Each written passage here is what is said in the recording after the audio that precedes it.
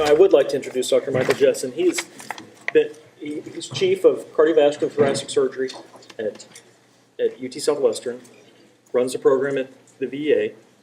He's been extremely important in our heart team. And without him, without his help, without his abilities, there's no way that our program, such as the TAVR program he's going to talk about today, would be successful. So please, welcome Dr. Jessen. Thank you very much, Jeff, and thanks for the opportunity from all the program organizers to present at this forum. This is really great. I'm going to speak today about some of the expanding field of transcatheter aortic valve replacement, or TAVR. I'm going to call this TAVR in 2015. All of the information that I'm going to present to you today was either presented or published in 2014. So this is a field that is expanding very rapidly. This will be an update on that. The articles were produced in 2014. The patients, however, were usually produced in about 1923, as you found out from Jerry's presentation earlier today. This is my disclosure slide. So there's a few things that I want to talk about. I'm going to talk about the results of a pivotal trial for self-expanding transcatheter valves in high-risk patients. This is, of course, the core valve pivotal trial. I want to show the results of a randomized trial that compares the SAPIEN and core valve devices, the CHOICE trial.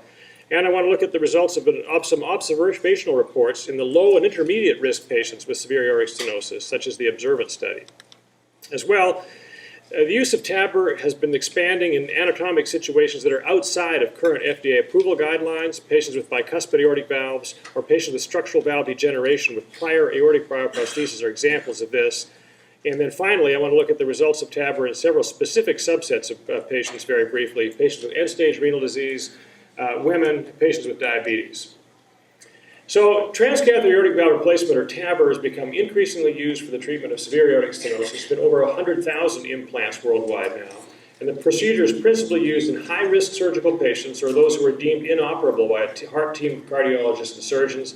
This is what originally led to the original approvals of these devices. And the first device approved was in November of 2014 was the Edwards SAPIEN device. It was approved based on the PARTNER trial, which found similar outcomes in high-risk patients treated with TAVR and with open surgery. But last year, the results of a pivotal trial using the Medtronic core valve in high-risk surgical patients was completed, and this device received FDA approval in January of last year. The initial report of this appeared in the New England Journal in May.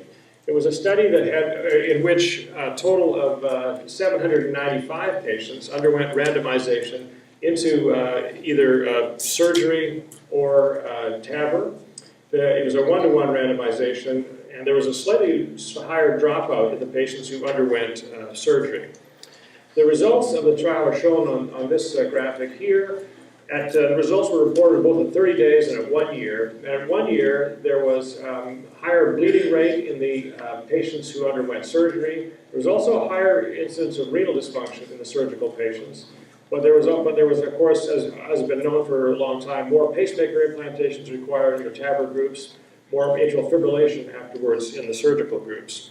But the interesting finding from this study was really this one. This was that there was now an improvement in survival in patients who underwent TAVR.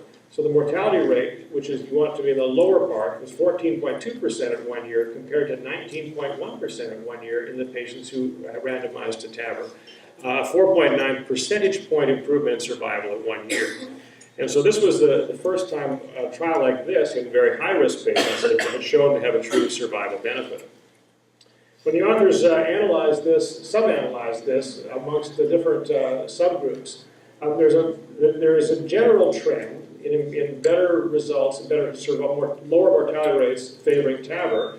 I'll just have you draw your attention to the female patients particularly had a better survival rate in that particular sub-analysis. And I'll come back to that perhaps in a little bit.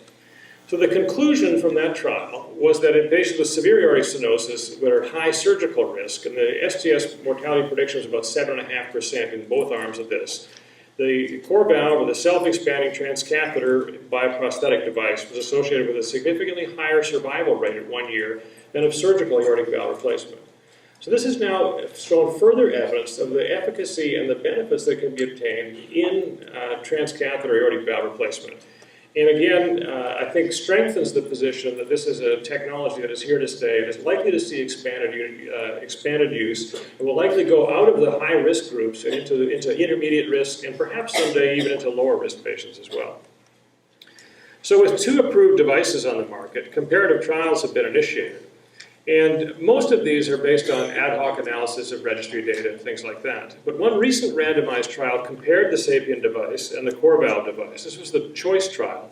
It was reported last year, and it randomized 241 patients into one of these devices, reported in March of last year. The 2 devices are the balloon expandable or Edwards SAPIEN XT device, which is the one that has a smaller delivery platform. And the other randomization arm was the self-expandable Medtronic CoreValve device. Both of these are the 2, of course, most widely used devices in the world, the only 2 that are currently FDA approved in the United States. The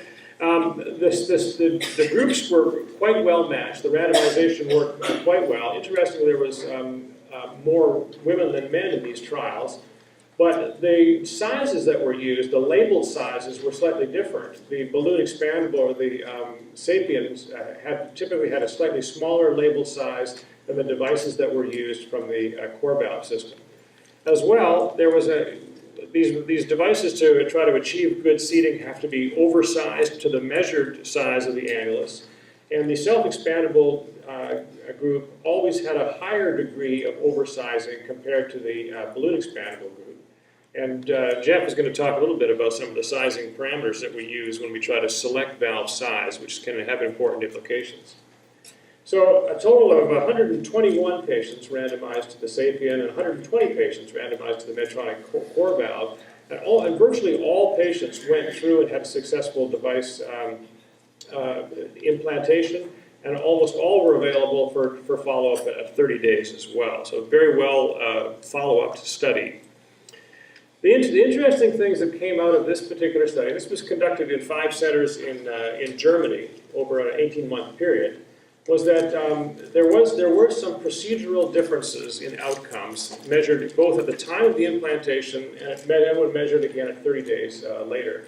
So with the balloon expandable, or the SAPIEN device, the degree of moderate or severe aortic insufficiency identified right after the initial time of implantation was lower than that was observed in the CoreValve group.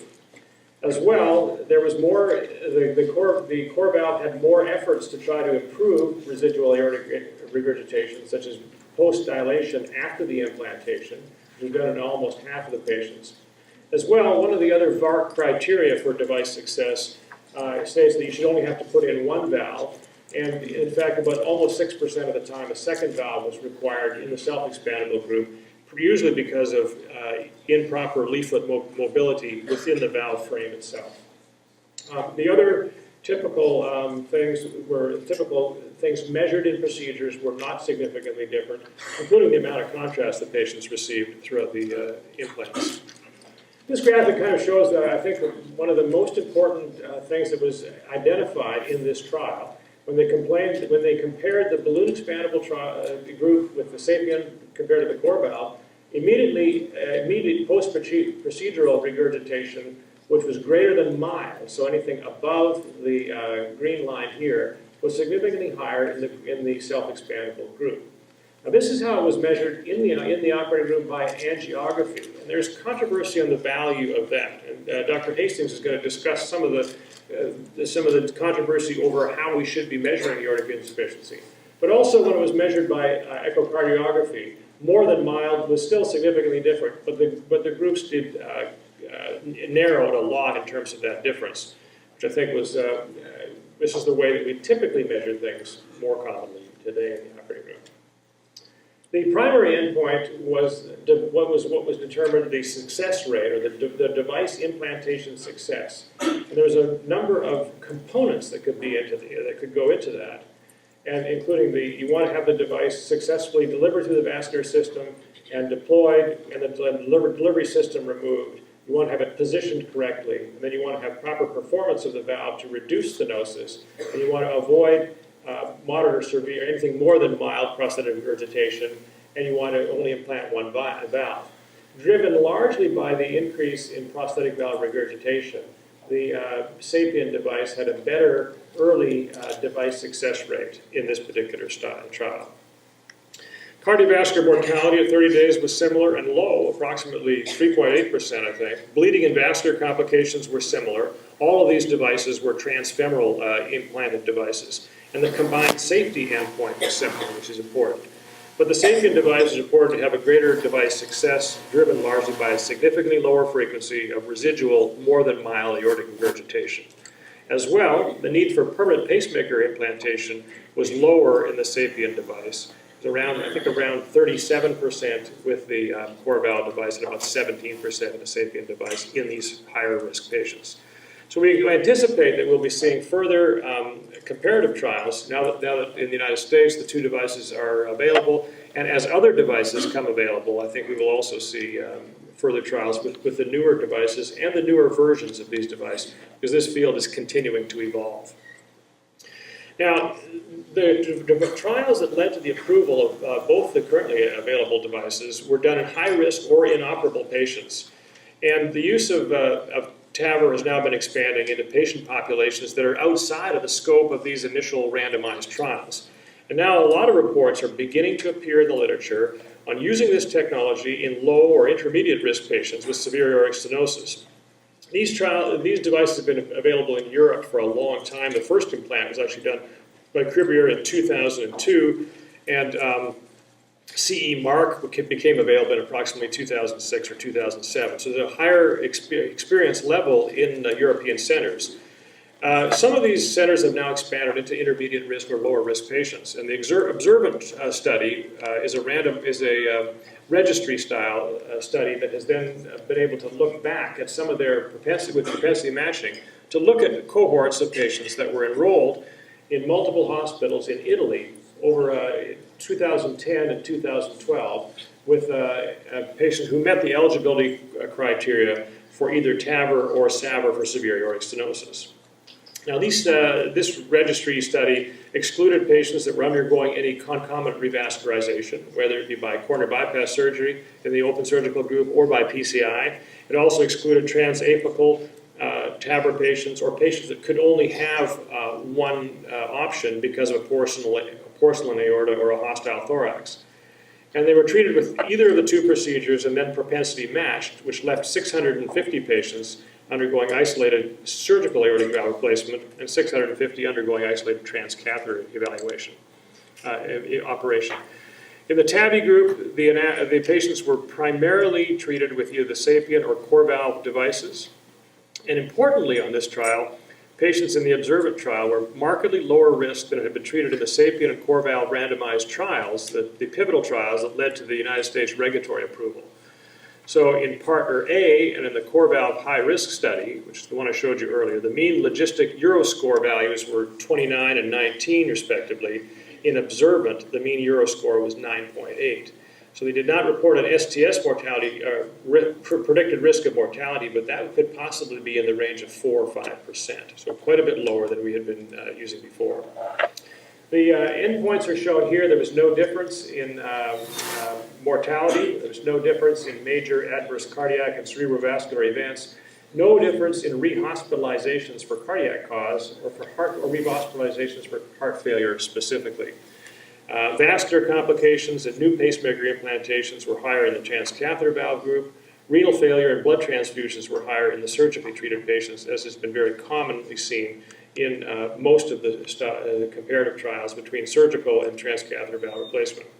Again, from observant, there was a higher incidence of residual aortic regurgitation and a higher incidence of pacemaker need in the patients who were treated with TAVR, lower need of blood transfusions, and lower renal failure in the surgical groups.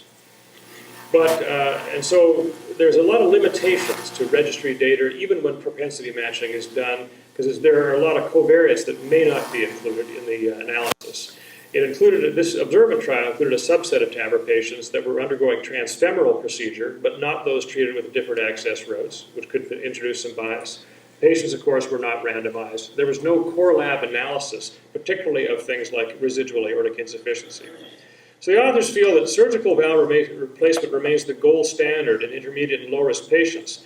But there's ongoing randomized trials that you'll probably hear of within the next year or two, including Partner 2A and CERTAVI, Partner 2A in the United States, CERTAVI in a global group, that will determine the future role of transcatheter valve implantation in these lower-risk patients.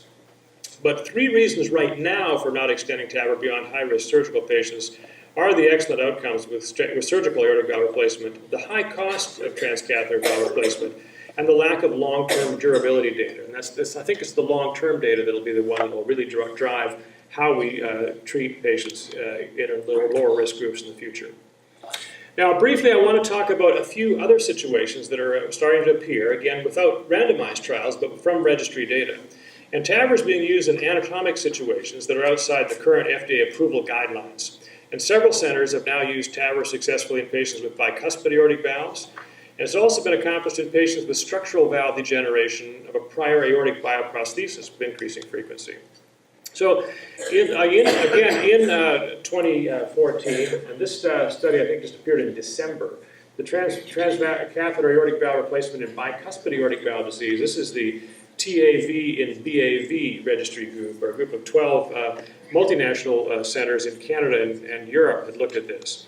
The observation that they have made is that bicuspid aortic valve, which is not approved currently for the use of these devices, has a higher incidence of post-procedure aortic insufficiency. Bicuspid valves come in several different types. There's type 0 with no raphe that are fused, type 1 with 1 fused raphe, and type 2 with 2 fused raphe. And the incidence of post-implantation more than mild regurgitation is significantly higher than we see in most trials. This is a more challenging anatomic group to treat. This was a group of 139 patients, 91 of which received core valves, and the balance received the SAPIEN device. But it wasn't randomized, it wasn't designed to compare trials. The things that they did find that had a higher predictor by multivariate analysis, more than mild regurgitation, was in males, possibly because of larger valve sizes they were receiving, and also when the sizing for the transcatheter valve was not based on multi-detector CT images.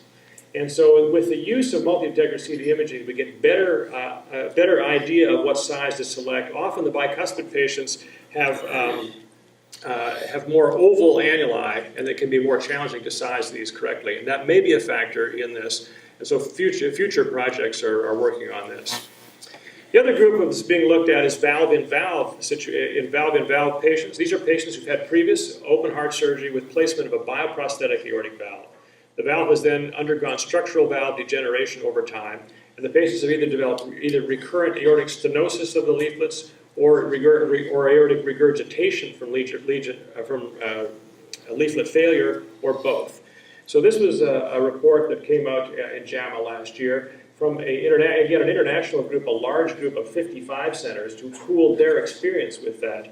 Annie DeVere was the main author on this. There's a few interesting observations. The overall results of TAVR in this group are actually not that bad. Again, at 12 months, the all-cause mortality rate was only about 12%, I think, something like that. But there was a significant difference in whether the indication was for aortic stenosis or whether it was for aortic regurgitation, with a much better result in these patients when the valve had a regurgitant problem. As well, when you look at the size of the labeled size of the failed bioprosthesis that was there, those that had small prosthesis, less than or equal to 21 millimeters, had a poor outcome compared to those that had greater than 25 millimeters of size in the label size of the failed bioprosthesis. Those in the intermediate group, 21 through 25, had an intermediate outcome again.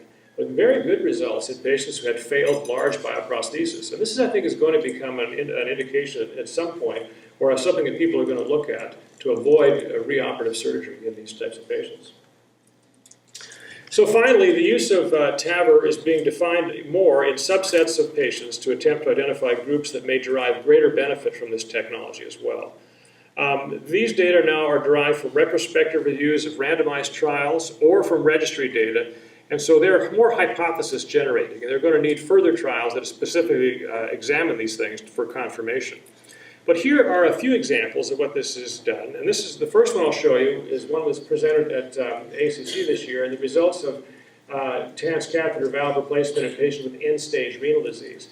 Patients with end-stage renal disease were excluded from any of the pivotal trials for the either the partner trial or Medtronic's core valve trial. So this is data that now that includes some of these patients from the STS-ACC TVT registry. And again, a small number of patients relatively in that registry are dialysis patients, a little over 500 patients compared to nearly 12,000 who are not on dialysis. And the two groups are quite different. The dialysis patients are actually younger, there's more males, there's more African Americans, and they have a higher STS predicted risk of mortality, driven largely by the dialysis part of that itself. But interestingly, as you might expect, the mortality rate was higher in patients who were on dialysis. But interestingly, the actual OE ratio, in other words, what the mortality rate that is observed compared to what would have been expected was considerably lower. Major vascular bleeding complications were higher, and length of stay was higher too in patients on dialysis, again, not unexpectedly. The one concern is that when you follow these patients out to 12 months, the dialysis group that was treated with TAVR in the registry data had nearly a 50% mortality rate. So this is a procedure in a patient population that leads to a very high mortality rate at 1 year. And we have to be very, very cognizant of that, and we have to be concerned with whether we're doing too much to a very, very sick group.